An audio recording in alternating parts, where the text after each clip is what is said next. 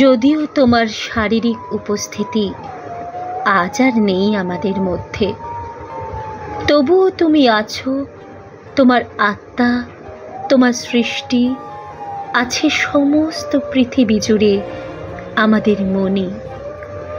জানো রবি ঠাকুর, তোমাকে মাঝে মাঝে খুব দেখতে স্বাদ হয়, জানতে ইচ্ছে করে গোটা পৃথিবীকে শুধু তোমার করলে কি করে।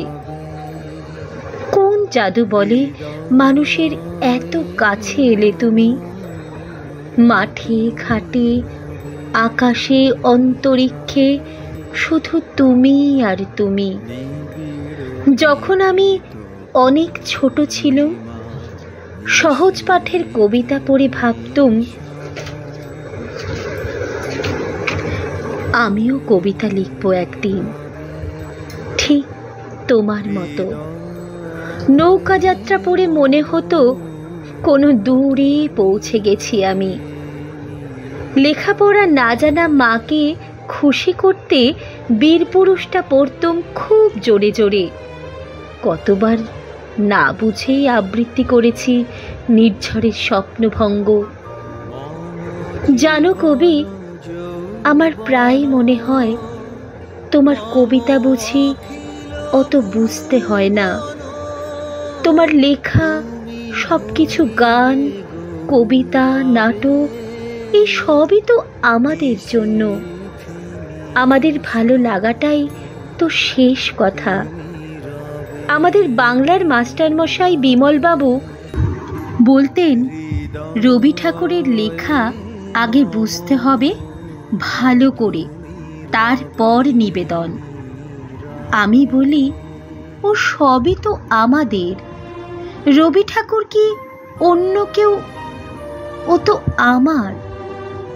কত বছর চলে গেছো তুমি, তোমাকে দেখিনি কোনো দিন, কিন্তু তোমার পাকা দাড়ি আজও দেখতে পাই আমি। নিজের অজান্তেই কোনো ক্লান্ত বিকেলে দূর স্টেশন ছেড়ে যখন সাইকেলে গাঁয়ের পথে ফিরতে ফিরতে গেয়ে উঠি, বড় আশা করে এসেছি গো কাছে ডেকে লও। সে তো তোমার লেখা গান,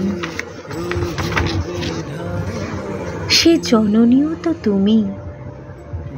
খুব কষ্ট হয় জানো, কষ্ট হয় শেষের কবিতার লাবণ্যটার জন্য। কি ভালোটাই না বাসত অমিতকে, কিন্তু তুমি কি করলে বলো তো? যাই হোক, সে কথা এখন থাক।